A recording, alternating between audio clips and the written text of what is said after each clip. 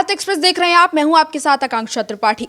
संसद का शीतकालीन सत्र लगातार जारी है। ऐसे में इंडिया अलायंस जो है उसने राज्यसभा के सभापति जो हैं जगदीप धनखड़, उनके खिलाफ अविश्वास पत्र जारी किया है, जिस पर तमाम विपक्षी दल जो है सपोर्ट भी कर रहे हैं और उस पर अपने साइन भी कर रहे हैं। अब आपको बताते हैं कि अविश्वास प्रस्ताव जो है वो होता क्या है, ये क्यों लाया जाता है, विपक्षी दल इसको क्यों लाते हैं और उसका क्या नुकसान हो सकता है और अभी तक किस किस के लिए ये लाया गया है। तो देखिए, सबसे पहले आपको बताते हैं कि अविश्वास प्रस्ताव जो है वो एक तरीके का प्रस्ताव होता है जिससे विपक्ष जो है ये दिखाने की कोशिश करता है कि जिस भी नेता के लिए वो ला रहे हैं, अगर मान लीजिए जगदीप धनखड़ के लिए लाए हैं, तो उनके खिलाफ कितने लोग वहां पर मौजूद हैं जो उनके खिलाफ इस प्रस्ताव में साइन कर रहे हैं। यानी कि विरोध जताने का तरीका, उनके कामकाज को सही अगर वो नहीं मान रहे हैं तो उस पर कितने लोग ऐसे हैं जो उसके सपोर्ट में आते हैं। तो अविश्वास प्रस्ताव जो है वो पेश किया गया है और ये जो अविश्वास प्रस्ताव होता है ये भारतीय लोकतंत्र का एक महत्वपूर्ण संवैधानिक उपकरण है, जिसका इस्तेमाल संसद में सरकार या किसी अन्य जो व्यक्ति वहां पर मौजूद है जो कि किसी पद पर है संसद के अंदर, उनके खिलाफ लाया जा सकता है।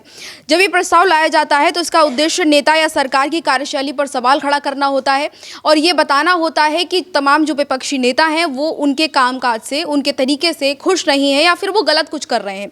जिसके बाद जितने ज़्यादा लोग इस पर साइन करते हैं उतना ही ज़्यादा ये मजबूत हो जाता है और एक तरीके से इससे जवाबदेही कह सकते हैं कि स्पष्ट होती है कि उनको जवाब देना पड़ता है इस पर। अगर ज़्यादा से ज़्यादा लोग इस पर सहमत होते हैं तो अविश्वास प्रस्ताव पर संबंधित नेता या फिर उस इंसान को जवाब देना पड़ता है जिसके लिए लाया जाता है।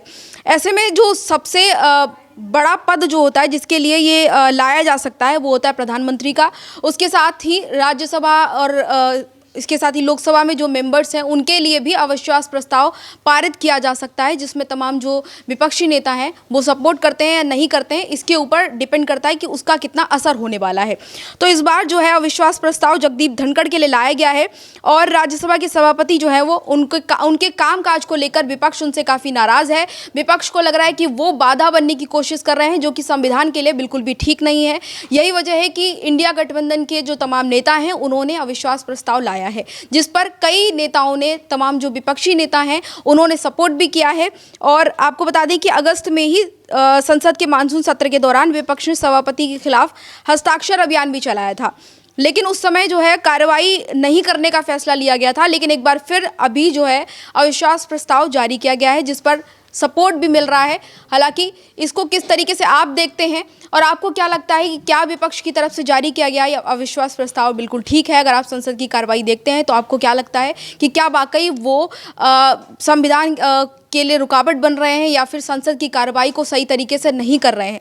अपनी राय में कमेंट बॉक्स में बताइए। इसी तरह की तमाम और खबरों के लिए देखते रहिए भारत एक्सप्रेस। नमस्कार।